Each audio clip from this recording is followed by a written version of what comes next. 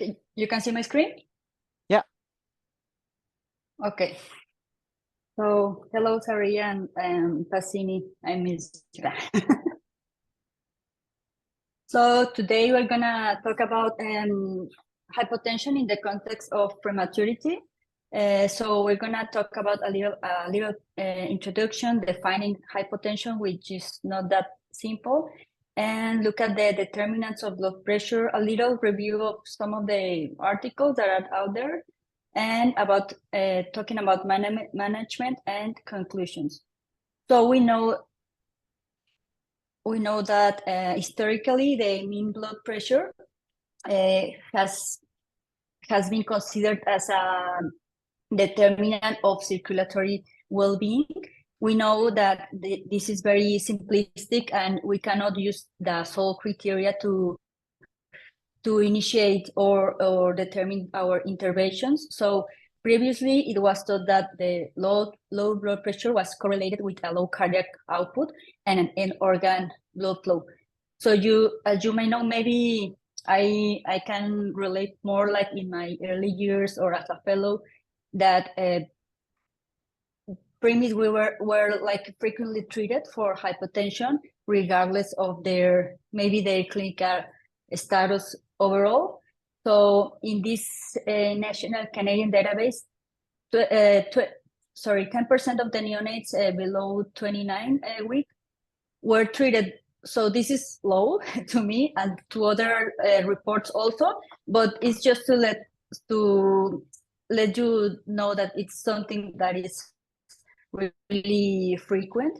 And as we know, the treated babies are the sickest babies most of the time. So there are many associations with hypotension, but causality has remained to be proven. So what is blood pressure? We know that blood pressure is, you can see my cursor? Yes, we can, Carolina. Okay, sorry. So blood pressure is this area under the curve, as you can see here. We don't always see this, of course, because this is from an invasive blood pressure. Normally, we have the oscillometric blood pressure, but so it's just for us to know that this is where our blood pressure comes from. And so systemic arterial pressure is derived from the pumping action of the left ventricle, and a characteristic aortic pressure waveform, which is this, that is generated with each contraction. So this is the standard waveform that we will see when we have an invasive arterial blood pressure. So the peak systolic pressure is what is gonna give us the systolic pressure, and then the pressure subsequently falls to its lowest level in the cardiac cycle prior to the next contraction. So we term this the diastolic pressure. So the term pulse pressure is the numerical difference between these two, and so we know that the mean arterial pressure is going to be the area under the curve, but when we obtain it like by oscillometric fashion, we have just like an equation, which is the diastolic pressure with 1/3 of the pulse pressure, or the difference between these two. So we know that this is rather so simplistic, and it can be inaccurate, as we can have like same numbers for a systolic and diastolic and a different area under the curve. So the mean arterial pressure is going to be given by the cardiac output and equation. So this is for you. So we know this is very simple. So cardiac output Stroke volume is going to be, which are the,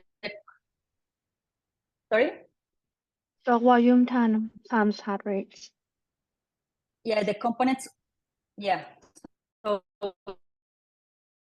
stroke volume and heart rate. So we cannot, when we see all these components, we cannot say that, oh, this is like just a number, and there are many things like components of the blood pressure. And so the stroke volume is going to be given by preload, myocardial contractility, and afterload.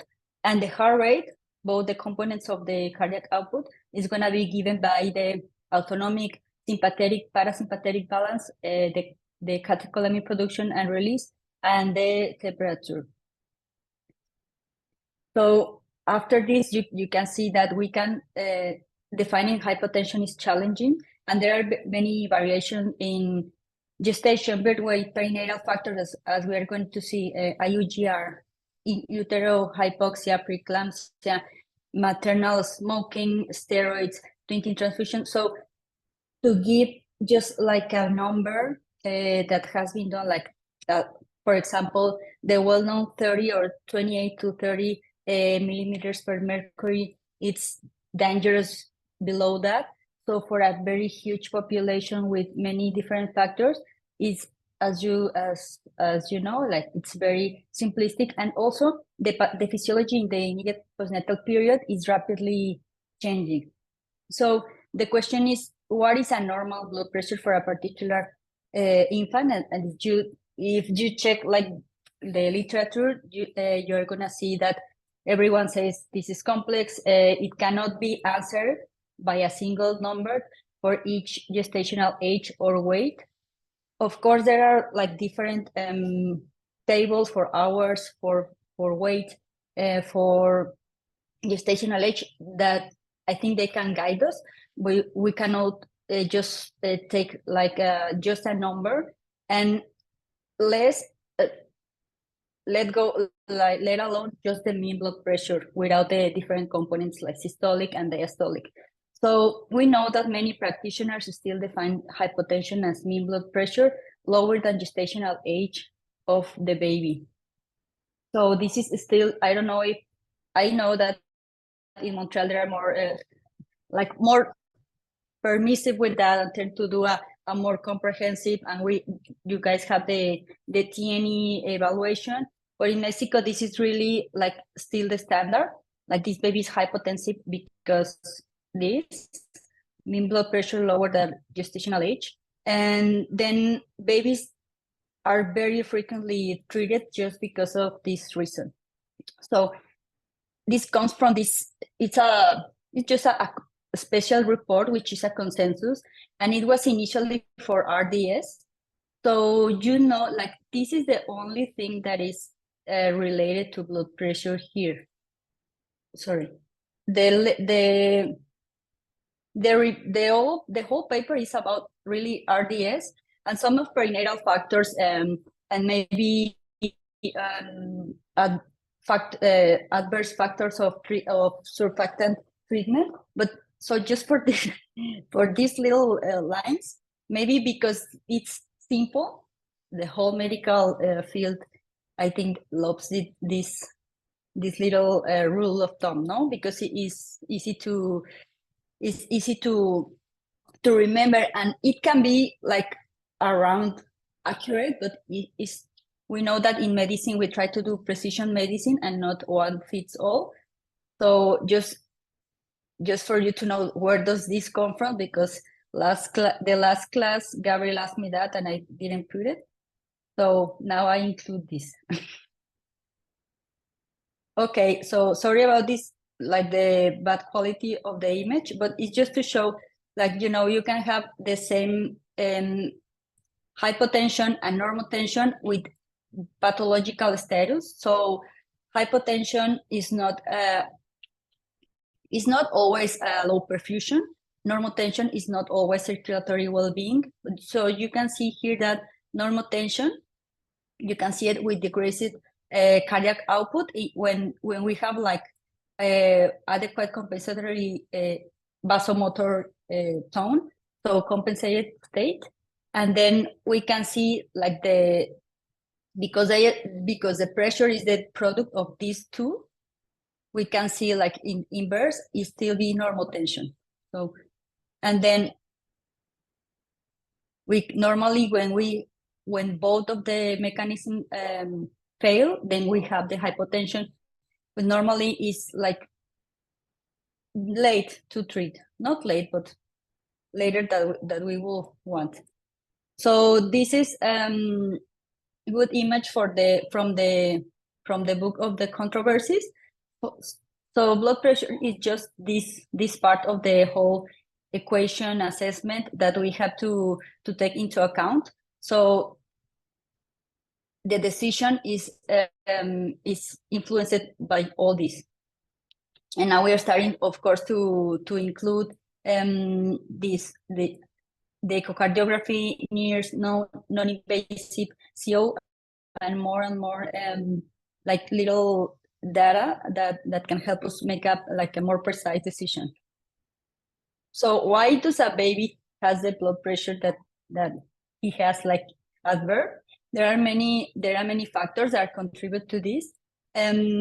This is a very good, like nice review. I recommend you to read it, but it mentions a lot of factors. But so the antenatal steroids is a more like prenatal factor. It's the most important one, and the only one that has been really proven.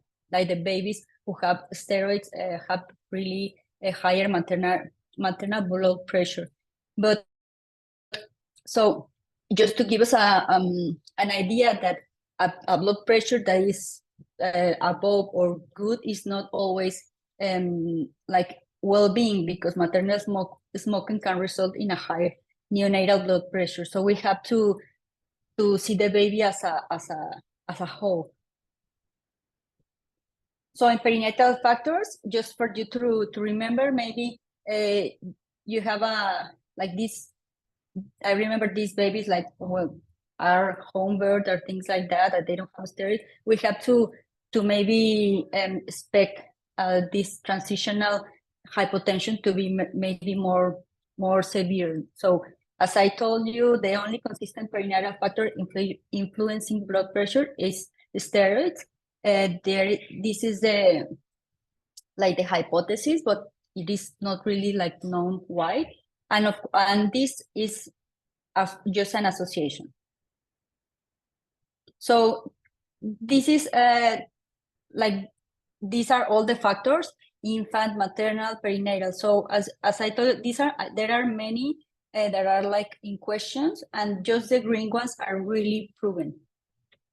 So as we can see now, like the leg cord clamping is a new like standard of care. I think it's included here, but recent reviews have said that it shows a 3 millimeters of mercury higher mean blood pressure, mean arterial pressure with the leg cord clamping. So again, gestational age, this is like from the baby itself, gestational age per weight. And the more premature the neonate, the more rapid the rate of blood pressure change over the first week of life. So we have to keep that in mind. As I mentioned before, that physiology changes, transition is rapid, and we have to like keep an eye on the blood pressure like day by day. So you can see here that they tend to catch up with blood pressure, and by the end of the first week, they tend to have like similar blood pressures to term babies or not that premature babies, and also SGA. Okay, so why is are preterm babies more prone to have hypotension? We know that the preterm myocardium is immature, is inefficient, is like stiff, and there is a lack of elastic compliant tissue. And so we have compressed length tension relationship, where increased preload can result in a flattened response to increased volume and pulmonary venous congestion. So we have to be very careful in saying like, okay, maybe a bolus, because sometimes it's one of the standards, well, at least here, or was. So first volume and then no response, get some dopamine or dobutamine. So we know that not always this is gonna result in more in a better cardiac output. So there's also an aberrant force velocity relationship, which results in early decoupling and a falling contractility in the face of high afterload, accompanied by increased dilation of the left ventricular cavity. We know that both ventricles in the preterm infant are very sensitive to afterload and not very, and the mechanisms of adaptations are not mature yet. So this is the phenotype of the immature heart. So we also know that there is little or no cardiac reserve at times of stress. So in terms of in a context of sepsis of neck, they tend to have hypotension more quickly than the counterparts of more with higher gestational age. So there is also a greater proportion of alpha-1 receptors in the peripheral vasculature. So sometimes when we intend to give some inotropism by certain agent, normally, or it can happen that we get more vasopressor action, unintended. So first, if you remember, at least we study normally that okay, dopa alpha, beta, and dopa effect, but we know now that this is like the receptors have a like ontological activity. So it depends of maturation, how the effects that we can achieve with determine of those. It's not as we normally at least me that you learn like, okay, 5 to 10 is this, and then with above 10 you're gonna get this. So this is some of the ideas we have to like deconstruct. So this is one of the just this example comes in this article. It's very simple, but it's just to so that we know that this is the we could have like the oscillometric blood pressure, this vote, and we are gonna have like 30, and then we're gonna say, okay, this is normal for this baby. But if we see the components, we're gonna see like this is a very different clinical conditions, because the systolic arterial pressure normally is a subrogate of myocardial contractile force and preload, and the diastolic pressure is a surrogate marker of SVR, and we normally and the capacitance of the system. So normally when it is low, we can think of a vasodilatory state, or maybe volume loss. So we know this is the whole system that makes the baby more prone to hypotension, especially in the transitional period, where we have the immature myocardium. We had before the low intrauterine vascular resistance, the placenta, then is removed, and then it's exposed to the normal extrauterine vascular resistance. And if we expose them to positive pressure ventilation, maybe in labor, maybe in the delivery room, and then we don't offer a delayed cord clamping. So this is like many factors that add up to result in hypotension. This is another factor that I like it from I saw it in the presentation of Dr. Terinder from Delphi. So we normally have these babies that we put the lines, and then we draw volume, and then of course we're gonna get hypotension, like we in the day of after we're drawing blood, and then maybe we don't realize how much of blood volume in percentage it means for them. So this is apart from the baby factors, mother factors, we have the doctor factors also that can cause a hypotension. So remember that the blood pressure it can decrease. It's gonna in the majority of cases, it's gonna decrease transiently during transition, and this is not necessarily a pathological state, but we have to see the baby as a whole, because maybe the baby had a transient low blood pressure, but is adequately compensating, so he doesn't present with low perfusion. We see the baby with an adequate clinical state. And also when we have like a pathological state, maybe we see the baby like it's not well perfused, doesn't look good. We have to evaluate the two components of the blood pressure. Of course, if we don't have an echo at that time, you know, like if you see a drop in just in the diastolic pressure, of course it's gonna influence the mean blood pressure, but it can give you more information that just one number. And also it can be reassuring if you say, okay, the component of the contractility or the pump is respected. Maybe this can be because of a PDA, or it can give you more information so you can evaluate. Okay, so this is one of the studies that makes some noise, I think. Like this is from 2017. So first, because you know the tendency was to give permissive hypotension. So in this study, they evaluated the babies with antihypotensive treatment versus other ones without hypotensive treatment.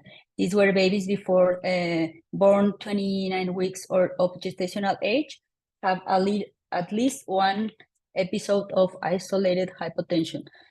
So I don't know what you think, but my first thought is like this is kind of the problem with the PDA studies, that we say, oh, this is like the length or the size is not enough to say if it's hemodynamically significant, and we are saying that the mean blood pressure is not enough, but then the study is done. The studies are done with that, so with the mean blood pressure, and then we didn't know if how was the systolic, how was the diastolic, and all of them received the same treatment.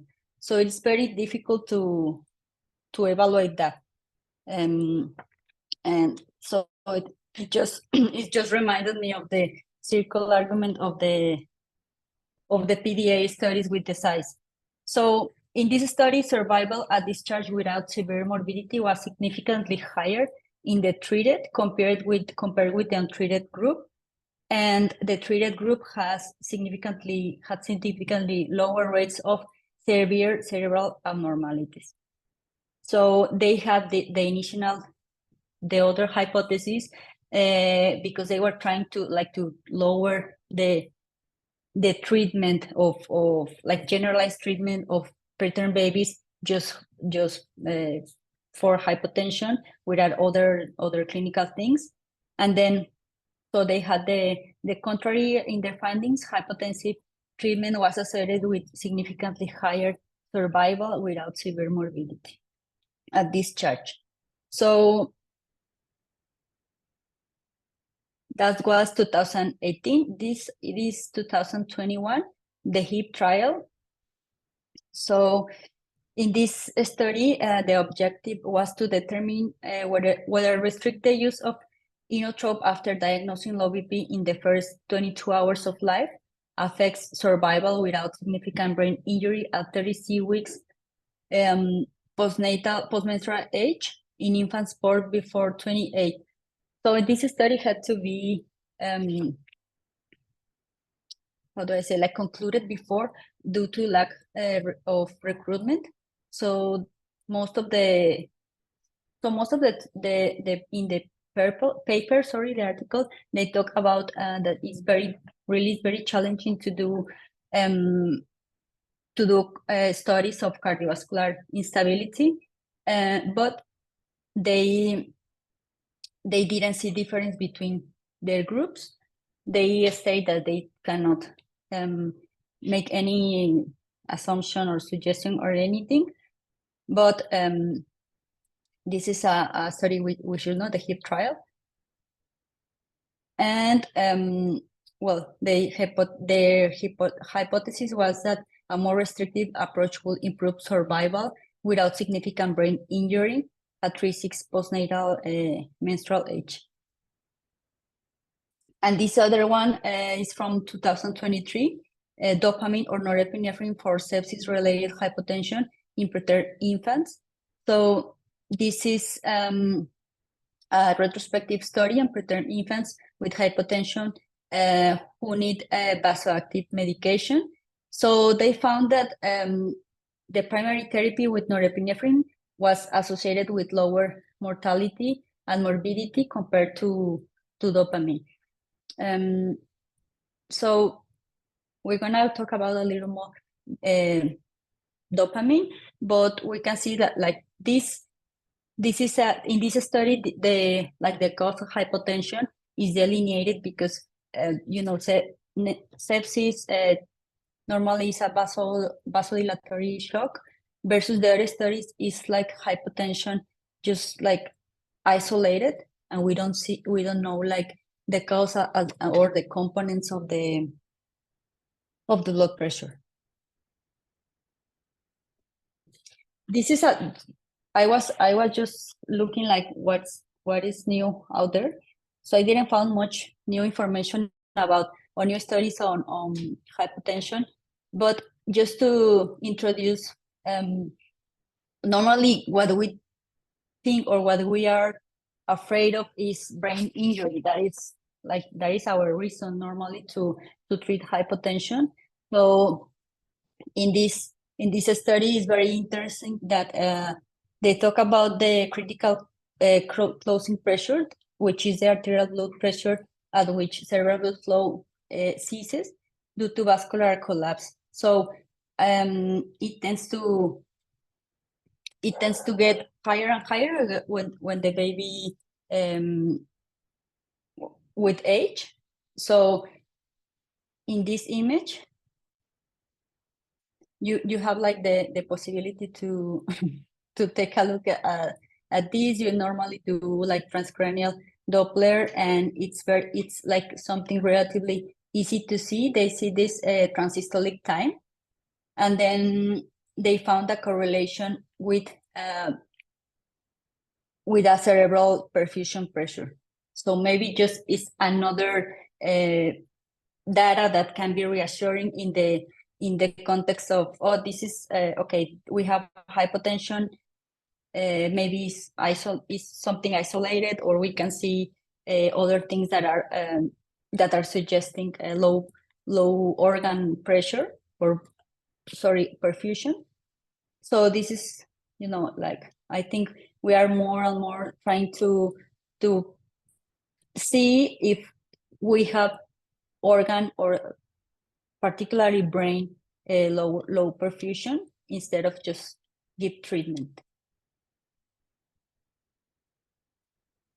Okay, I'm gonna go like more quickly with this, because we know like the causation hasn't yet to be proven. We have many associations, but you can see here, like if you give a number, just a number like 30, because they say like this 30 was very close to the critical closing pressure that I mentioned before, like the pressure when the brain vessels are gonna just collapse and perfusion is going to cease. So previous study showed that it was between 28, 29, 30. So this is why we have like this number, and so in many institutions they have like this number. They are afraid that no, below 30, let's avoid that because of the critical closing pressure. So this again is, we have like contradiction. Yeah, like contradicting findings, but everything has been in terms of association, but not causation.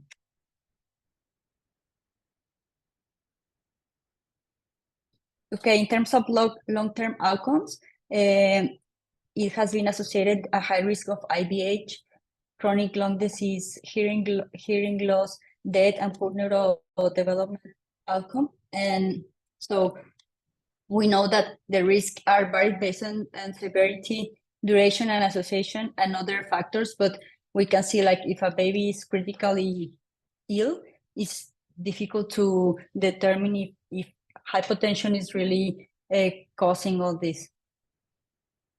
So in terms of our clinical practice, we have to be aware of the challenges. One of them, of course, is the method of blood pressure. If we have oscillometric measurement, is normally is reliable, but there are some, there's a little study I'm gonna show you that oscillometry tends to overestimate the systolic part. And then this is very important because this component is talking about the pump and the contractility. Of course, in terms of normal values, there is a lot in the literature for weight, for birth, gestational age. So it's used, I think it's useful, but not, like, take these numbers as directed to give treatment. And in practice, this is very interesting because normally we start like infusions of a low flow rate. There is many dead space volumes that led to longer time of onset, and then we tend to escalate because it's not, like, maybe this vasopressor is dopamine 5 is not working, and then it is more of delivery kinetics than the drug itself.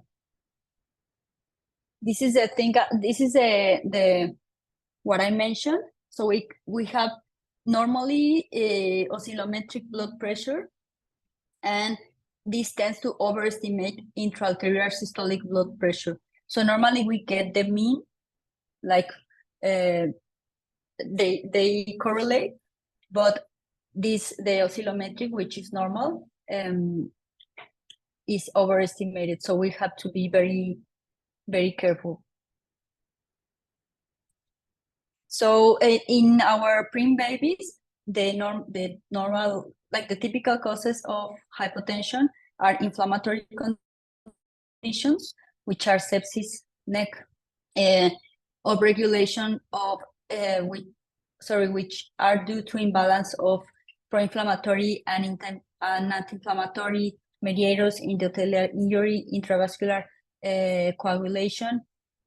So with this in mind, we normally in the past, it was like, okay, we need a vasopressor. So I think because of this was more due to sepsis in these populations, and dopamine was like the reliable factor we always use, but not always this is gonna be the cause of hypotension. So, and also we can see that in the beginning we have normally a warm shock, a vasodilatory shock, and then it can develop a cold shock in which we have excessive vasoconstriction with high PVR also, and then the same agent is not gonna be useful. So it not only depends on the etiology, but in the state of the shock or the or the inflammatory state, which we are dealing. we know that PDA, I know you don't treat it, and it can cause like maybe not for you, but here like we can have like worrying low blood pressure, mostly diastolic, which I wouldn't treat, but just if we were to treat, this is the only thing that maybe dopamine fits well, maybe because it has both vasopressor effect in both systemic and pulmonary vasculature in the setting that we have pulmonary overcirculation and hypotension. So just to try to, when we choose an agent, try to see what do we want, what are we looking for, and then choose wisely according to the pathophysiology. So by now, I think I made clear that treating hypotension or not is more like it's still controversial. I think we are moving away from the permissive hypotension, but we are more going into being more precise, and the TNE is more spread the use. So hopefully we can just move away from think a number, but in just like in a synthesis or conclusion, the treatment is still controversial because there is no data of causation of it remains to be proven for hypotension to adverse effects, short-term effects and long-term effects. So this is the same. This is the first study I presented, the Durmeyer from 2017. So high survival rates, as we saw, isolated, clinically not symptomatic hypotension. So they have a little, like, some valuable conclusion here, because they are saying maybe we are seeing like clinically not symptomatic, and maybe this hypotension alone is having some effects we are not taking into account, like maybe in the brain. So this is why it's good to treat. No, but then they are using the GH in weeks. They don't say like more about the other components. So it is very difficult to say that the treatment in this of isolated hypotension in these babies, like not symptomatic, was really the cause of the better outcomes.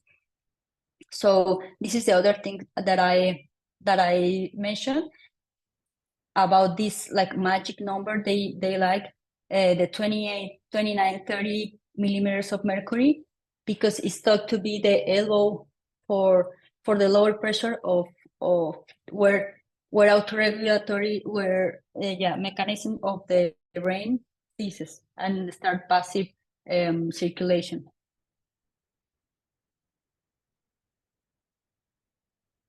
So just some considerations about when we decided to treat. Normally, well, depends of course in the clinical context, but fluid bolus is one of the treatments that normally is at the beginning. If we have maybe capillary leak or a known blood loss, we have many catecholamines that we're gonna briefly talk about. And so in the terms of in the context of preterm babies, we have to know that they tend to be more vasopressive.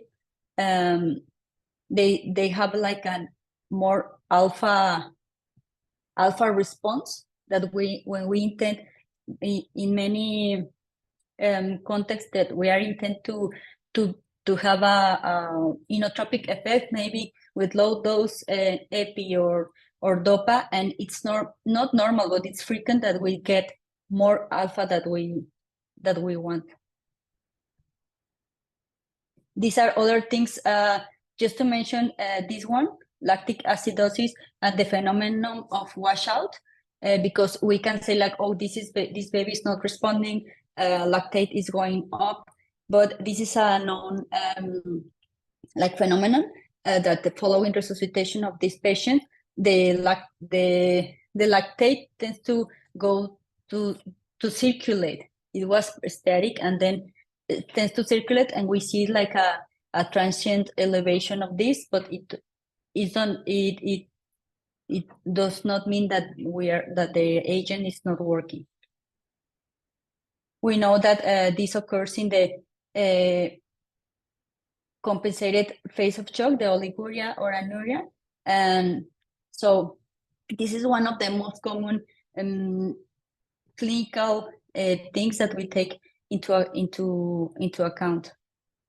This table is in the book for the controversies. It's just to let you know what's out there, but it's really a lot of information about the predominant effects of each agent. So it is important that when we choose, we see this, not only what is, like the most common use or the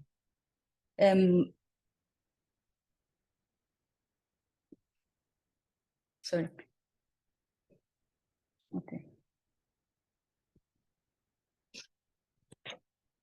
So, okay, the volume expansion, I remember that the length, the thing I mentioned about the length tension relationship, we can have a transient elevation in blood pressure with volume expansion, but then a flattened curve in which we don't get more response. So we can have like in a context of leak, like neck sepsis, we can have a transitory beneficial effect with volume expansion, but we have to, because of the immaturity, we have to be very careful with the use of volume expansion. And the dopamine, because of time, I just want to mention this. So this is one of the things that it was like initially banned, I would say. No, not this one, the next one. But in this previous study that I mentioned, they mentioned this, that dopamine exposure has been reported to disrupt cerebral autoregulation in preterm infants during transitions. So it is not the best option, and making the cerebral blood flow pressure passive and increasing risk for complications. So they found in their study a higher incidence of newly diagnosed severe neurological injury among survivors who received dopamine in comparison with norepinephrine. And so I was looking into why was first banned, and the first things that were out there were the more incident of the higher incidence of infections, first in children, with the use of dopamine. So that the hypothesis is that it may suppress the immune system and contribute to development of many types of infection. This is another study they mentioned. So there's a lot of evidence about the effects of dopamine on the immunity system. So this is another thing that we have to take into account to move away from dopamine, because of course our babies per se have an immature immune system. Okay, so in terms of dobutamine, I just want to highlight this because it can be a very good option when we have a when we have asphyxia, severe acidosis, or because we in the context of a low cardiac function but increased SVR because of the peripheral vasodilatory properties. Okay. In terms of norepinephrine, which I think, and you saw the previous studies gaining more use, maybe or mainly because of it's relative, the pulmonary vasodilation. So we know that babies can have increased basal pulmonary vascular tone, and then another like endotoxins that can increase pulmonary vasculatory tone or pulmonary pressure. So we don't want to add another factor for this. So this is why norepinephrine is a good option. And vasopressin, I think, is also gaining more use nowadays. We are moving away from the older agents, and it's more used in the context of pulmonary hypertension, but it's gaining growing use in terms of corticoresistant shock and sepsis. So another thing important are the corticosteroids. I think the preterm babies have many factors that can contribute to a decreased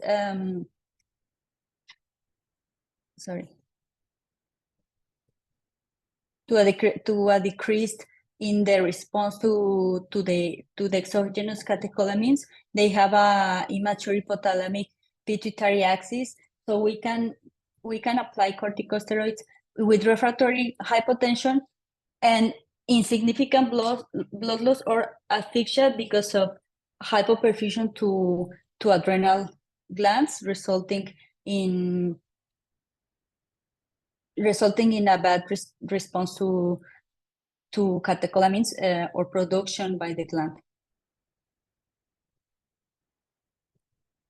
So just to finish, this is a baby, 618 grams, male twin infant born 24+5 by cesarean section for fetal heart rate deceleration. The pregnancy was complicated by preterm labor and maternal fever. The baby required PPB for 1 minute at birth and remained on bubble CPAP 30% during the first hours in the NICU. You are called to bedside to assess the baby because of a blood pressure of 34/19.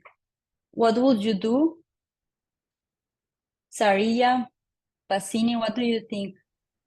I will check the perfusion first, see Okay. how is the pulse quality, cap refill. And I would Okay. check the method of that they do the blood pressure. Yes, so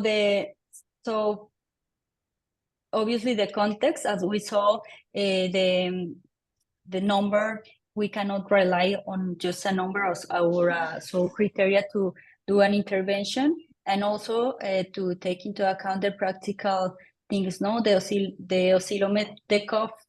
Normally, these are like simple things, but they can influence the blood pressure we're getting, and maybe this is just an isolated measurement, and there's nothing to do. But so normally we will evaluate, observe, monitor. So let's say that the baby keeps hypotensive and the blood pressure goes down more. what do you think where it's the most likely the primary cause of hypotension at this time? We have decreased SVR, decreased CO, ductal still associated decreased systemic blood flow, or decreased intravascular volume. Saria, what do you think? I think it's the low systolic blood pressure. So I would think about decreased cardiac output. Might be from the immature contractility. I mean the myocyte, cardiomyocyte that is immature. Okay, and Pasini, what do you think? To me, because for the background history of the maternal fever, I'm just concerned about the sepsis as well. So it might be decrease the SVR and decrease cardiac output, but I don't think about the ductal still because it's the baby is just born. So I'm not sure that the blood pressure you mean is just only at the first few hours of life. But to me, if in that case, I might be thinking about the A and B. Yeah. Okay, so in this case, I didn't invent it. So it's a case from a book. In the book, so before we have more data, for example, like an echo, a culture, all of them can be a reason for this baby to have hypotension, because we can see like the first stages of a septic shock and the warm shock. So we can have a decreased SVR at this point because of the maternal fever. In the real case, the baby have a gram-negative sepsis, so it was decreased SVR, but at this point we still don't know, because as Arija said, we have can we have decreased cardiac output? I think for this baby, the systolic blood pressure is with that weight and that gestational age, you will have to like see if does it fits, but can we have decreased cardiac in the transitional period of a preterm baby of 600 grams? Of course, yeah, we can have it. Can we have a ductal still with associated decreased systemic blood flow? Yes, we can have it. We don't have an echo, so we don't know. But so as you know, like this is just to say that it can be many things that could be the reason, the cause, and so we have to have a comprehensive assessment. In this case, they have it comes in the workbook. In the workbook of, I'm gonna show you. It comes here. So it's a good case. They're like show you like they are giving you like more data, but they show the echo then it has a good cardiac output. So in the end, if it was a decreased SVR. So which inotropes vasopressor in this case would you use? If it's a decreased SVR, so I would go with the norepinephrine. Do you agree, Pasini?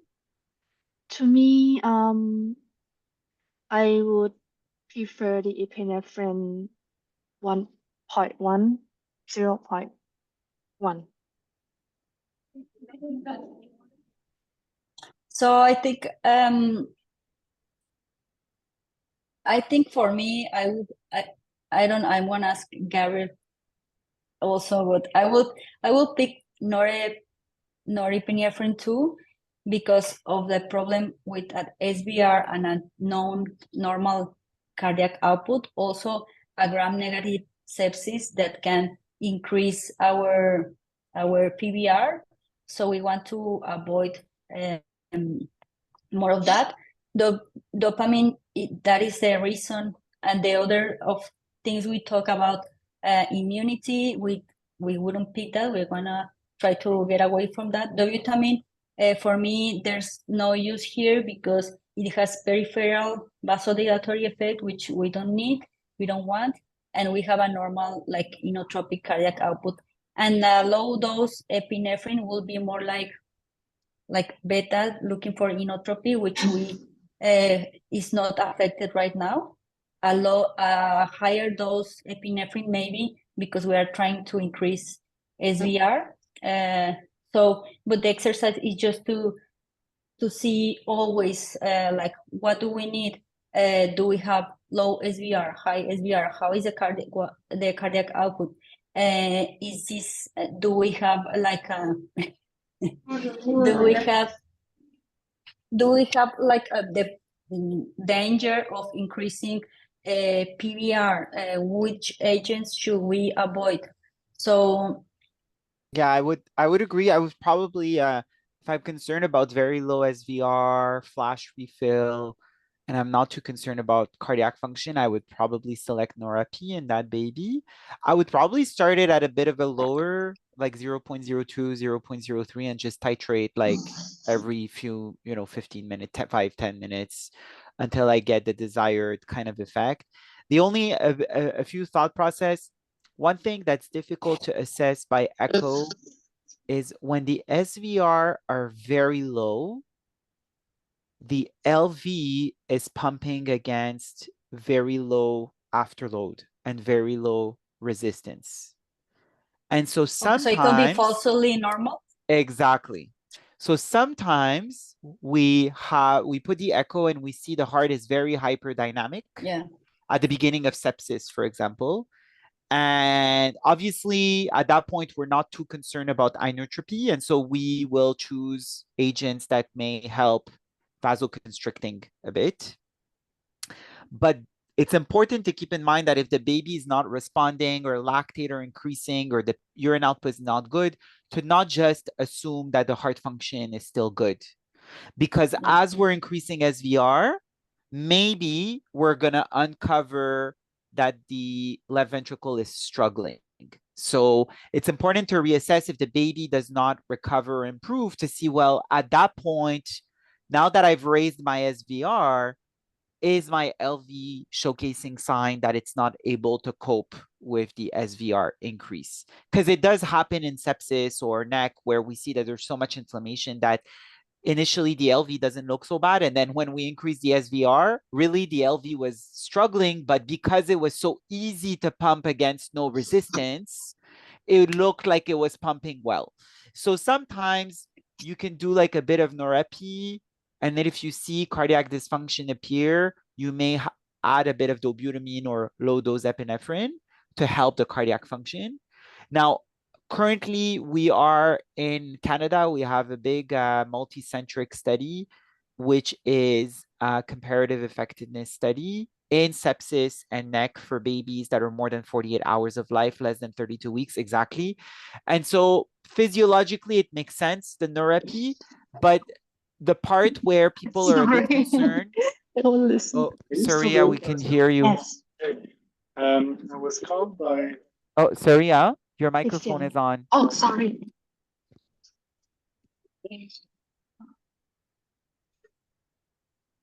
Okay, so I was going to say that this study, we are an arm that chose dopamine 2 years ago. And one of the reasons we chose dopamine was, well, first of all, that was a drug that a lot of people, were comfortable with for so many years, which is not a great answer. But the part that really bugged many people about switching to norepi, because it was already in discussion to consider more using norepi for certain of these conditions, was the necrotizing enterocolitis part, where people were slightly concerned to give norepinephrine on babies with intestinal hypoperfusion. And because, norepi will vasoconstrict often diffusely, but there's the, you know, preconceived idea that maybe it constricts more at the level of the gut. There's always that concern that are we worsening the gut perfusion? So, you know, it makes a lot of sense for sepsis where there's like this indiscriminate vasodilation everywhere, that norepi should be, you know, more physiologically make sense. But because of that neck portion, people were more inclined to start with DOPA, and if it was not working, to then switch to norepi, because DOPA at 5 to 10, it has a tendency to vasoconstrict also to some degree. So that's the reason why we're part of this study and we're still going with that. But I would tell you that a term baby who's in like a fluoride septic shock, you know, we might give norepi, we might even get vasopressin because we need a lot of SVR support. But keep in mind to reevaluate cardiac function if your baby is not improving, because as you're increasing your SVR, you may be creating more afterload to your LV. And if the LV was struggling because of coronary hypoperfusion or cytokines or failure of mitochondrial function, because we know that especially E. coli and gram-negative sepsis will trigger a cascade of cytokine release that actually inhibits the functioning of mitochondria. And so regardless of what you do, it's just the mitochondrial system is impaired and is not able to use oxygen. So even if you reestablish perfusion pressure, it's like the cells are not able to use oxygen. And one of the cells that use a lot of oxygen and is very dependent on mitochondrial function is the myocardial cells from the heart. So that's one of the organs that do struggle in sepsis. And that's why we have such difficulty treating these patients, and how antibiotic is like the key to really diminish the load of LPS and cytokines. So, but going back to your question, I would have probably chose, you know, an SVR agent first as my first drug of choice for that particular case. Yeah. To me, So I think just yeah, go ahead, the reason that I chose because I think the NOE is a quite high dose to begin. That's why I didn't choose in that choice that you give to start with.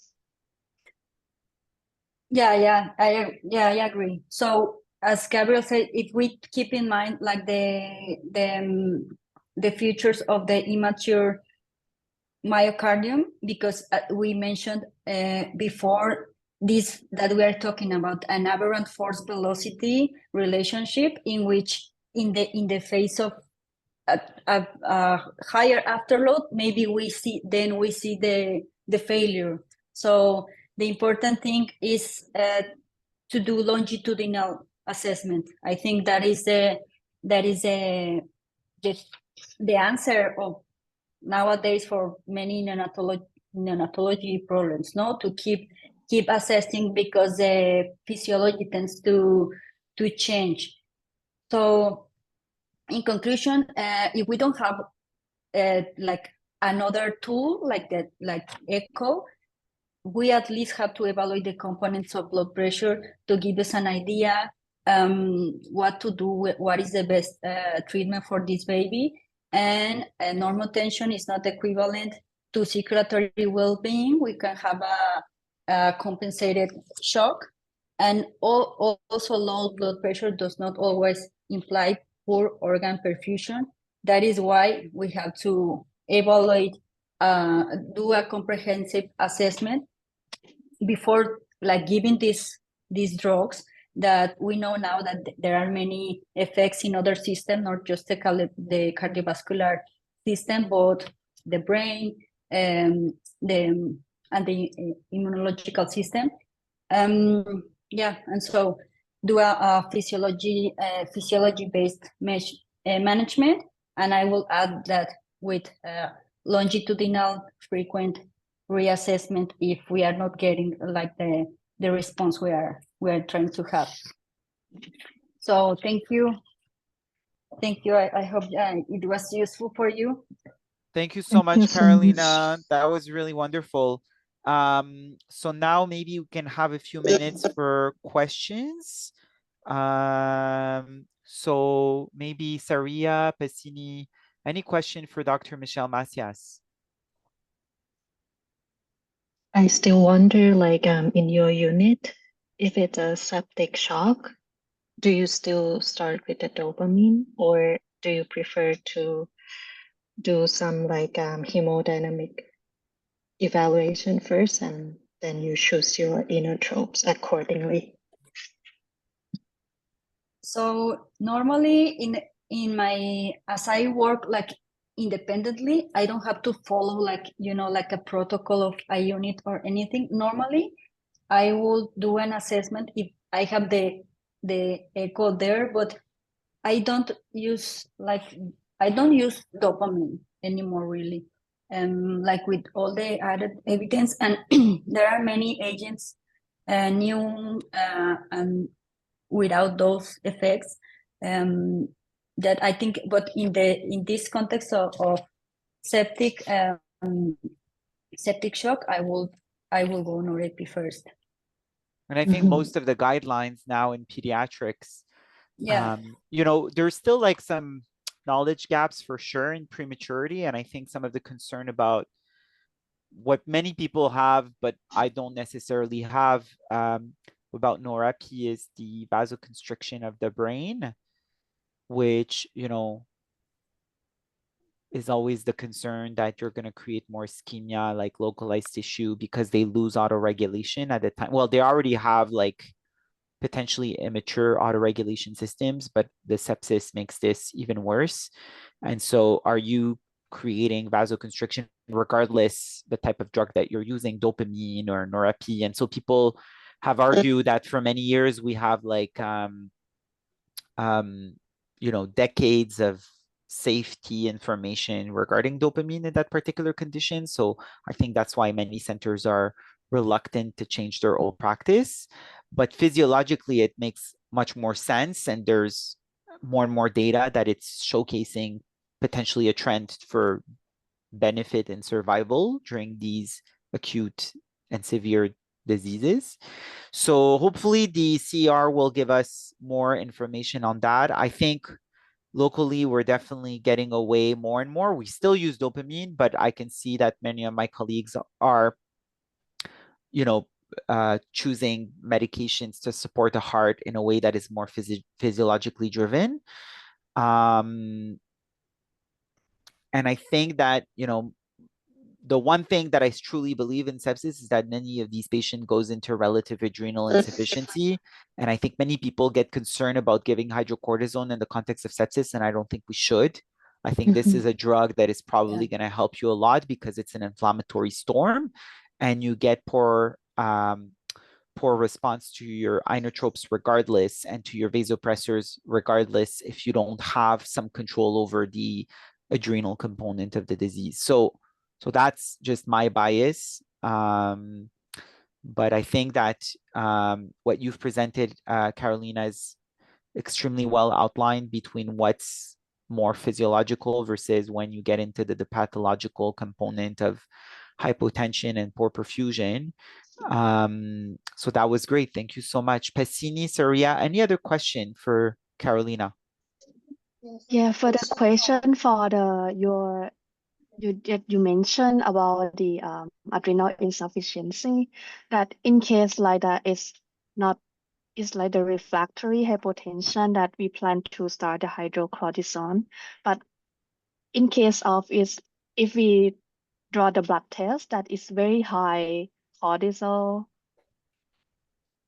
Yeah, so we honestly don't get the cortisol before doing that. If I see like a refractory hypotension, I don't like, I think like just I'm not worried about the context of the sepsis. Just as Gabriel said, I just give the hydrocortisone. But of course, they talk about doing that. If you have a normal response, like normal high cortisol in that setting, then they say, well, then don't give it because there is not adrenal insufficiency. But I honestly wouldn't know like what is an adequate response in terms of cortisol for each, you know, event or for age. I don't know if we really can be sure that this is a normal response that we are getting. So, but yeah, I fully like, agree. yeah, like orthodoxically, I think you should get like the sample. It is what is said there, but I don't, honestly. Yeah, I also do not get cortisol levels. I see some of my colleagues do. I don't see what's the value of getting a cortisol level because I don't know what cortisol level is representative of all the other steroids that the adrenal glands are secreting, because cortisol is just one of them. It's one that we measure, and I don't know how much is a normal or an expected response to the degree of the severity of the disease that the patient is experiencing. So we know these patients are immature. We know they're probably with some degree of hypoperfusion to their adrenals. We know their adrenals are not responding probably like the same way that an adult or a term baby would respond. So for me, if you give me a cortisol of 4,000, well, maybe it should be 20,000. I don't know. Who knows that 4,000 is enough for the stress of that baby. So I don't really get like bugged by that. I think, you know, it's the same way if you would draw the circulating noradrenaline. What if I told you the circulating noradrenaline was extremely high? Would you not give a vasopressor? Probably not, because it's clearly not enough for the response. So it's the same concept, right? They're all adrenal hormones, noradrenaline, epinephrine, all these things are adrenal hormones. They're just coming from different layers of the adrenal gland. So in that sense, I'm a huge proponent that if you see a baby deteriorating, I don't even necessarily get to a point that I call it refractory. I think I get to a point that if I start inotropes and I'm in a set of, sorry, if I start vasopressors and I see that my baby is deteriorating, like it's very quick that I'll consider to add on the hydrocortisone. Why? Because it takes about 6 to 12 hours to actually make an effect.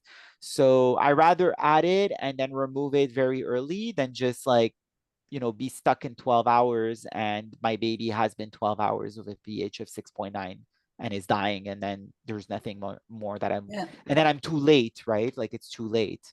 The degree of acidosis and the degree of tissue ischemia and tissue damage is just so advanced that no matter which agent I'm introducing or which steroid I'm giving, it's just not going to be able to revert that degree of energy failure. Maybe you get like mitochondrial failure and then there's nothing you can do anymore.